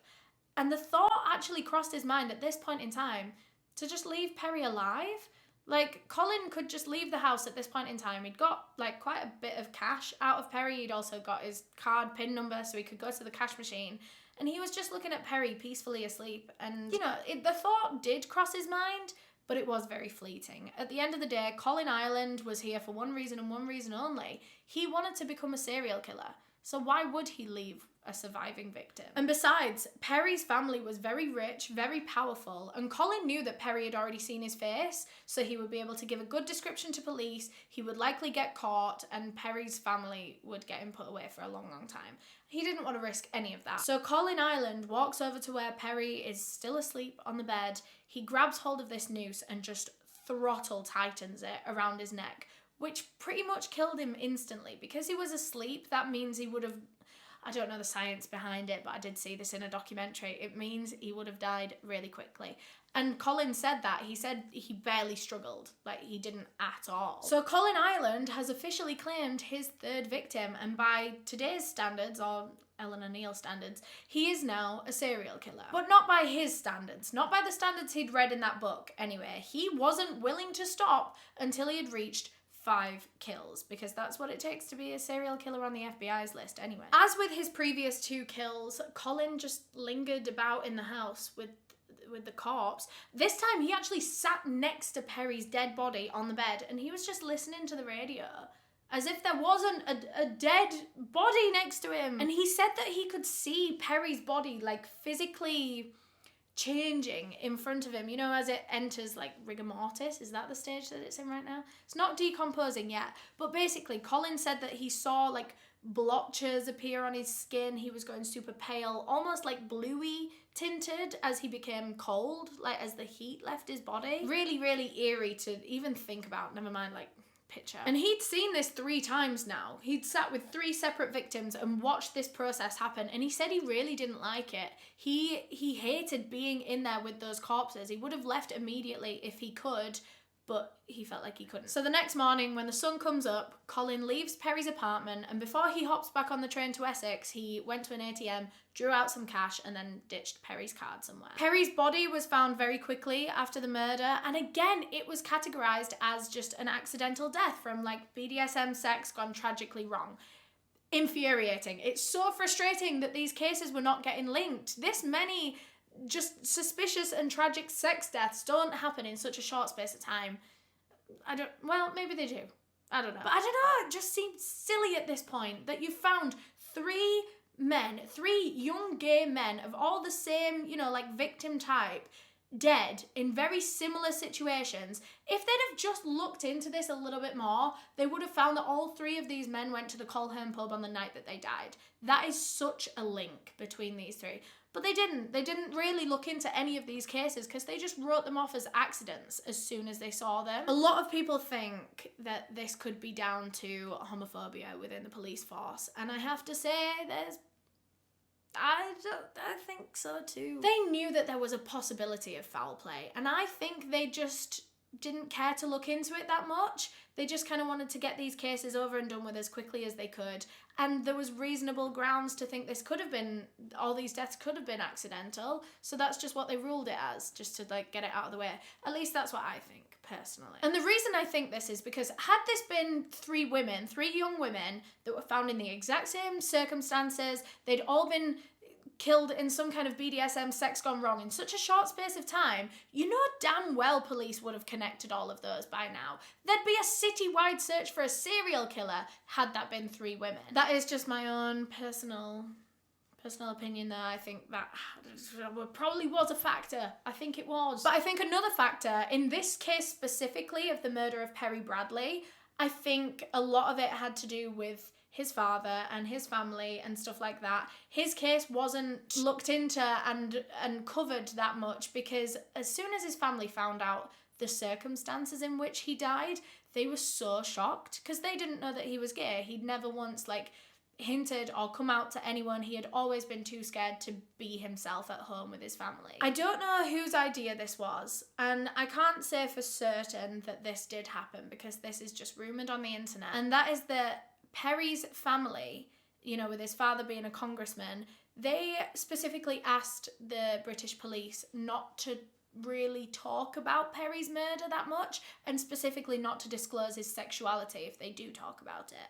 And the police obliged. Well, that's the theory. That's how the theory goes. That conversation was had, and that was why Perry's sexuality wasn't spoken about at all in relation to this case. Which, again, I think hindered it because the fact that they were all young gay men at the Colhern pub, which is a really big gay spot in London, I think that's an obvious connection between all these 3 dead bodies, yet they're taking that connection away from Perry. It wasn't common knowledge that Perry was gay, and so I think that really threw off the future of this investigation because it didn't look like that case was directly linked to the other 2. Had people known that Perry was gay, then they might have connected the 3 a bit quicker. So yeah, still, no links are being made. Colin Ireland has now killed 3 people, and he's still getting away with it. He is continuing to murder people right under police's noses. And Colin is getting more and more frustrated by the day because he wants to be known. And he is literally going out and killing more and more people. He's like, fine, maybe with this next one, they'll report on it. And he gets home and they don't report on it. This has happened 3 times now. 3 times they've just considered these deaths accidental and not once reported on them. He feels like he is failing at his quest to become a serial killer. Very frustrated with the lack of coverage, Colin Ireland goes out to kill Again, just 3 days after the last. June 7th, 1993, he heads back to the Colhern pub and is very quickly approached by a 33-year-old man named Andrew Collier. Andrew was very forward with Colin and almost immediately asked him to go back home with him. And Colin was like, yeah, sure, you know, job done. So they get the tube back to where Andrew lives in Dalston, and the whole time Colin is running through his regular MO in his head, and he knows the way that this is going to go. He gets there, he ties them up, he tortures them until they give over the pin code, and then he kills him. And then he cleans up and he waits and then he leaves. You know, he's got his method sorted. But this one wasn't going to go quite to plan. Colin got to the torture point. He was torturing Andrew, trying to get the pin code out of him, but Andrew wasn't giving it up. Like, he was keeping his mouth shut. And Colin was trying a lot of different torture methods. He was burning his skin with a lighter. He tried burning his pubic hair again. He was doing all sorts, beating him with a belt. And Andrew wasn't giving over his pin code. And then Colin got an idea, because he knew that Andrew Collier had a cat. Now, if you don't want to hear this, skip forward, you know what's about to happen. He went and grabbed the cat, took it over to Andrew, and made him watch as he strangled his cat to death. But still, Andrew wasn't giving over that pin code. He still wasn't talking. Colin had tried pretty much all he could at this point, and it was pretty clear that Andrew was going to take his pin code to the grave with him, and so Colin decided it was time to just kill him. He grabbed a condom from his bag and shoved it down Andrew Collier's throat, choking him to death. But he wasn't done there. Andrew then went and grabbed another wad of condoms, started unwrapping them. He put like a few of them on his face again, I think, and then he put one on Andrew's penis, one on the cat's tail, and then he positioned Andrew and his cat in a 69 position. This is literally one of the most disgusting things I've ever heard.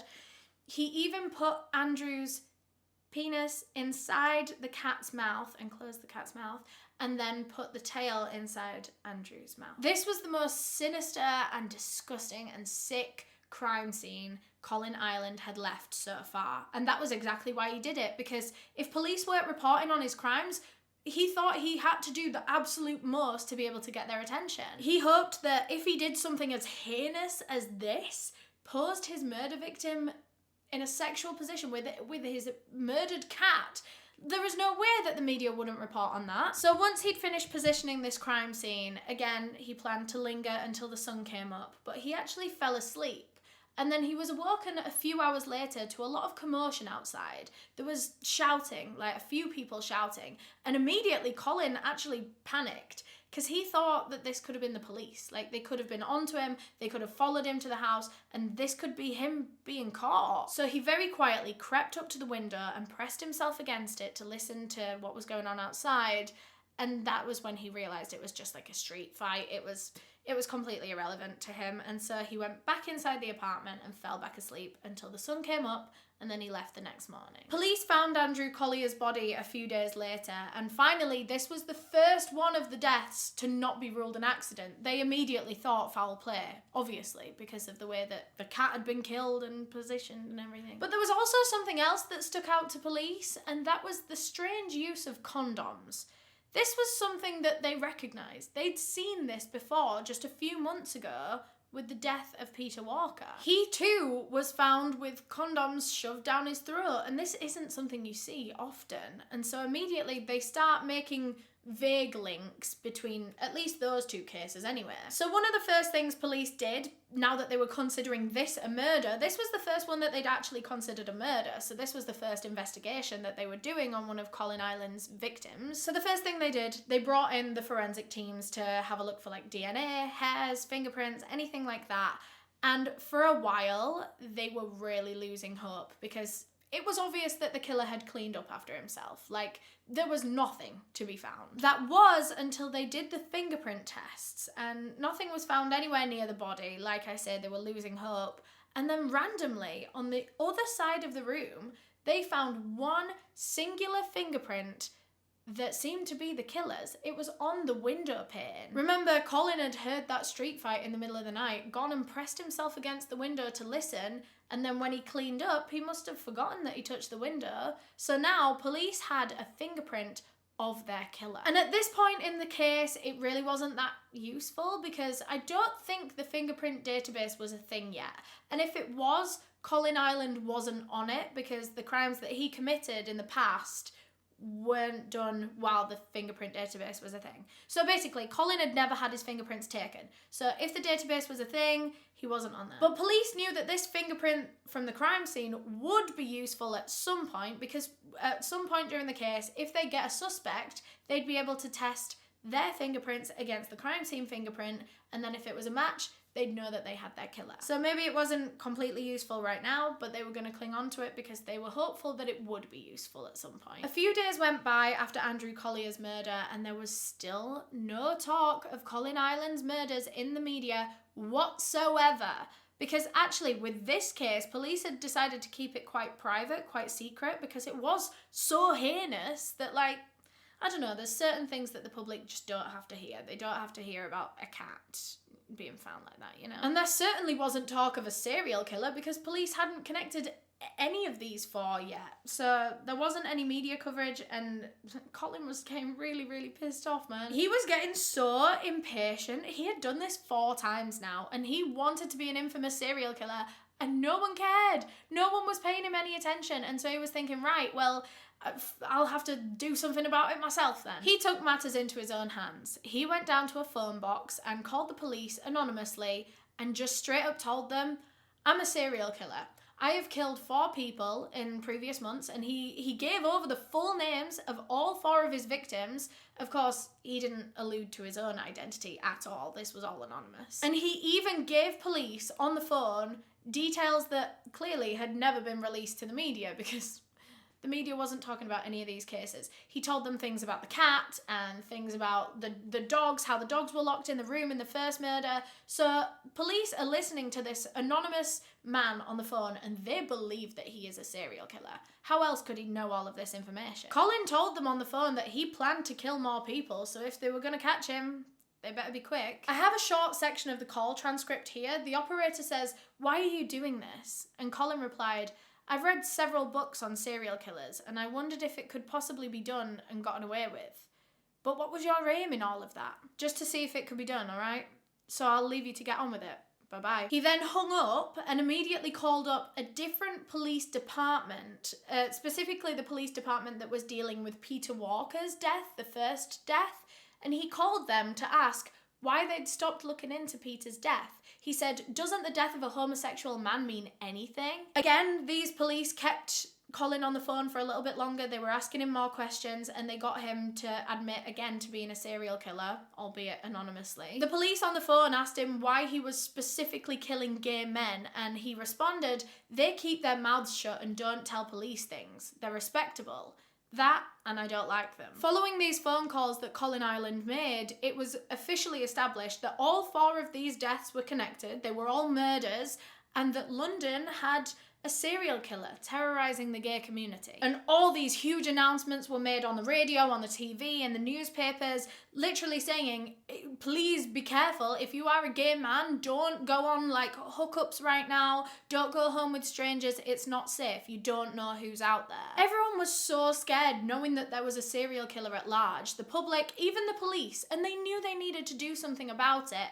But it was tricky for a number of reasons. First of all, none of the first 3 deaths had been treated as murders, had they? They'd all been treated as accidents. So there were no crime scene investigations done, they'd collected no evidence, all the bodies, well, most of the bodies, had been released to the families for like funerals or cremations or burials. Like, they hadn't treated this as if it was a murder case at all. It was as if they had this serial killer case and they just binned 80% of the evidence, like the first 80% out of the window, because they only had the evidence from the most recent one to go off. It was going to be really hard. And this meant that Colin was still getting away with everything. For months he was, and long enough for him to be able to try and claim his 5th victim. And now this one would be the one that officially made him a serial killer by his own standards, by the FBI's standards. That is what his New Year's resolution was. It all came down to this one last murder. June 12th, 1993, he heads back down to the Colhern pub, and there he meets a Maltese chef, 41-year-old Emmanuel Spiteri. Literally within their first conversation that these two men had,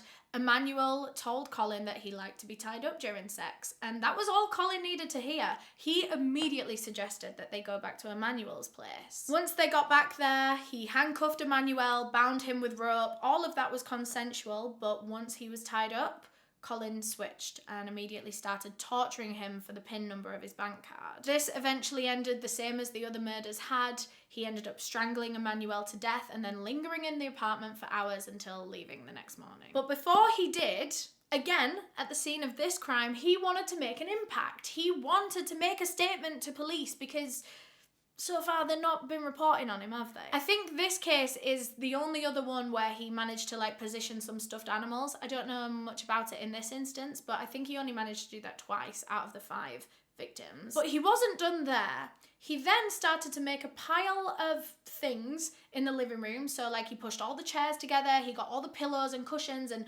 blankets, everything that he could find, and then he set it on fire. He wanted to, his actual intention was to try and burn Emmanuel's whole apartment building to the ground because he lived in a block, so he could have easily killed everyone in that apartment block. So Colin quickly lit this fire and then got the hell out of there. He got on the train back to Essex, and he was expecting that by the time he got home and flicked on the news, he might see something to do with the murder that he just committed. But as with all the other ones, no, he didn't. So again, if police aren't going to find it, he's going to lead them to it. He went and anonymously called the police once again and taunted them, saying that he was a serial killer that had just claimed his 5th victim. So police asked him, well, where can we find this 5th victim? And he said, in a house fire in Catford. And this really confused police because there'd been no reports of a house fire in Catford. Not a single one. Colin ended up putting the phone down quickly after. He really didn't give much more information than that. And police were forced to take this phone call seriously, of course. So they start looking into potential house fires in Catford, and there'd actually been 0 reports. So they're calling around all these different places for hours and hours and hours, and then eventually they get a call themselves from a woman, from a landlady, saying that she had just found one of her tenants dead in his apartment. And it looked as though someone had tried to start a fire in there too. It turns out that the fire that Colin had set in Emmanuel's apartment had just burnt itself out. So he made one fatal error, the exact same error that Zachary Davis made in a video that we covered the other day, where he set this house fire and then he closed the door after him, which meant that this fire was contained to just this one room. And actually, the door was pretty airtight, and so there wasn't any oxygen getting in this room. The window wasn't open, and so eventually the fire ran out of oxygen, and it just died out. It looked like nothing more than just a bit of a bonfire in the middle of the room. It really hadn't spread anywhere. Luckily for everyone else in that apartment building, as soon as police got this call from the landlady, they immediately connected it with the anonymous call, and they now knew that Emmanuel was the 5th victim of the gay slayer. So police start appealing for information surrounding all the victims, but mainly Emmanuel, since that was the most recent one. They were going down to all sorts of pride events, because this was the summer and there were loads of protests and parades and all that kind of stuff. They were going down, handing out flyers, do you know anything about these murders? And soon they had a very useful witness come forward. This man came to police and said he saw Emmanuel Spiteri on the night of his murder. He actually got on the same train as him from Charing Cross Station, and Emmanuel was with a man the whole time. He was going home with a man. So this was a huge help to police in 2 ways, actually, because this witness had got a good enough look at the man that was going home with Emmanuel that he could give a description and they could make a police sketch, an EFIT sketch of what the killer might look like. And this was also useful because now police knew that the killer had been inside Charing Cross Station, and Charing Cross had recently been fit with a load of CCTV cameras. In 1993, this must have been one of the first train stations in London to be getting kitted out with the whole 9 yards of security footage. So they went down and they had a look on the Charing Cross CCTV footage, and there he was, Emmanuel, and a tall man that looked a lot like the police sketch that the witness had made. So on July 12th, these two things, the sketch and the CCTV footage, were thrown all over the news. The pictures were printed, the CCTV was played on the news, like everything. And within 24 hours, police had over 40 calls of people claiming to have seen that man that they believed to be the killer at the Colhern pub. A lot of the patrons of that pub had recognised this man because he was now somewhat of a regular, and they'd seen him, or some of them had even spoke to him a little bit. I don't think any of them could give over his name. I don't think actually a lot of men would give over their names that easy in the Colhern pub. Kind of like an identity protection thing. A lot of them were still in the closet. It just, you know, a lot of them didn't share names, so a lot of them didn't know Colin's name. In fact, I don't think any of them knew Colin's name. Meanwhile, Colin is back home in Essex and he sees the news. He sees his CCTV image plastered all over every newspaper, all over the news, and panic really starts to set in. He didn't know that Charing Cross Station had security cameras. He didn't know that this was a possibility, that they could capture his face like that, and now he's panicking because his face is all over the news. And for the next few days, Colin was very visibly anxious with everyone that he was meeting. Everyone that he was talking to noted that he was acting weird. And as the days was going on, he was seemingly getting more and more anxious and acting weirder and weirder. By like one of the final days, he was like mumbling under his breath. He was talking in past tense. Like he was like a nut job. There was one particular night where he was actually like freaking his friends out so much that they took him home early. Like one of them just gave him a lift home early because he was making people feel uncomfortable. He was acting that weird. At this point, Colin felt that it was only a matter of time until he would be caught. And so he thought it best to be one step ahead of police officers. And that was when he got an idea. On July 19th, Colin walked into a solicitor's office and said he needed help making a statement that he wanted to give police. He wanted to say that yes, that was him in the CCTV footage with the murder victim. And the reason he wanted to make this statement was because he had come up with a fake alibi, and this statement was going to be used to, like, you know, support his fake alibi. So his alibi goes that he was going to admit that he and Emmanuel had met at the Colhern pub and they decided to go home together. And that was why he was seen on the train station footage. The two of them were going to go home and have consensual sex. However, when he arrived there at Emmanuel's house, he said that there was another man in there. And he had no idea that Emmanuel had intended on having a threesome. Colin said that he wasn't up for that. He thought it was just going to be him and Emmanuel. So when he walked into the apartment and saw another man there, he was like, you know what, this ain't for me, I'm going to go. Colin said he then went home, and so whatever happened to Emmanuel after that point must have been that other guy in the apartment. It's just very convenient, innit, that there was another man there that could have done it? I don't know. So yeah, he went to this solicitor's office and he's like, right, help me write this statement.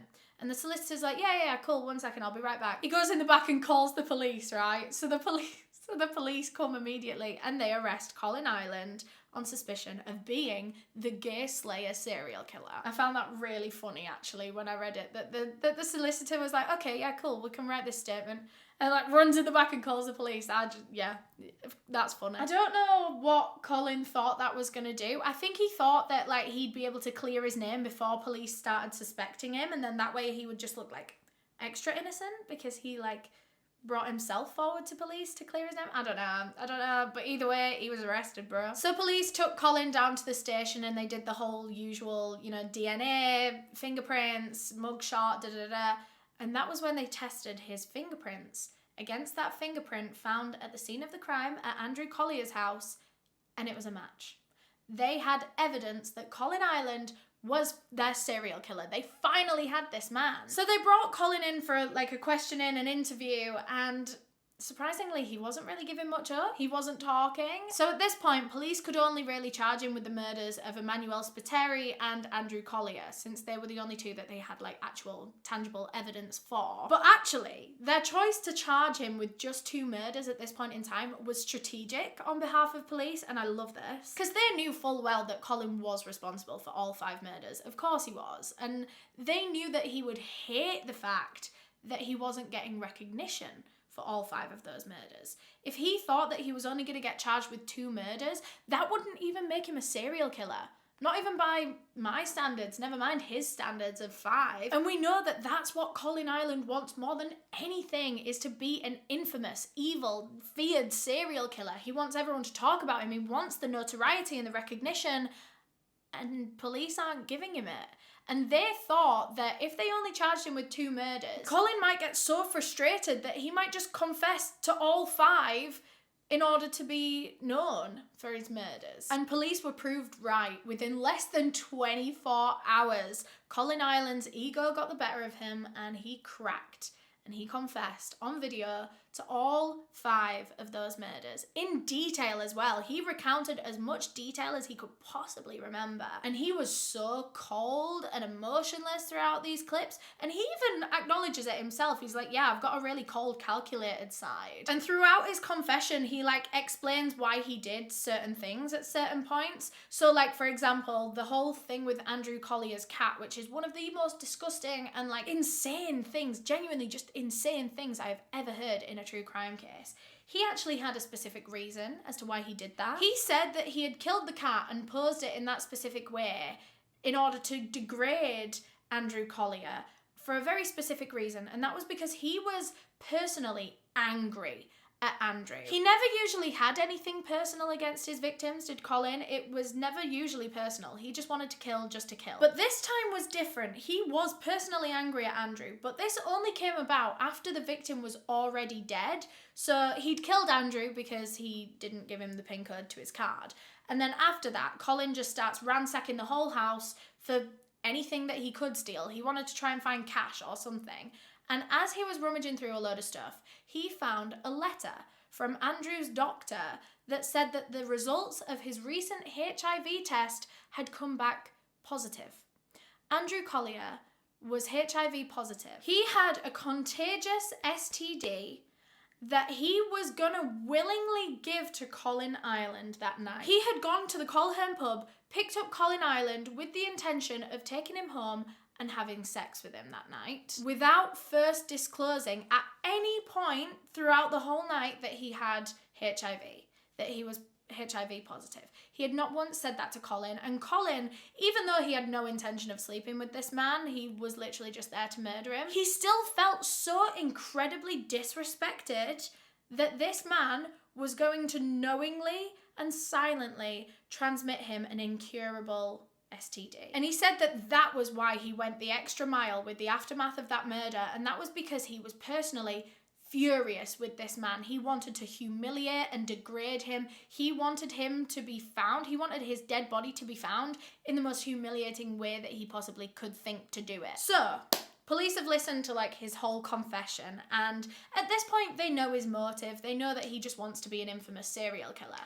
But what they don't know specifically is why gay men? If he himself says that he is straight and he had no interest in having sex with these men, why was he specifically going for gay men? Well, Colin Ireland said that gay men were kind of the easiest targets right now due to them being quite a private community, obviously with their distrust. They didn't like the police. They weren't going to talk to the police, basically, is what I'm trying to say. And he was proven right with that because the community didn't cooperate with the police as well as you would have hoped. And there was also the hanky system, which proved really useful because it was almost like pre-consent to be tied up. Almost it was just easy for him to identify the people that would be more willing to be tied up, And that made his job a hell of a lot easier. If the victim was literally willing to jump in the ropes and go, yep, tie me up.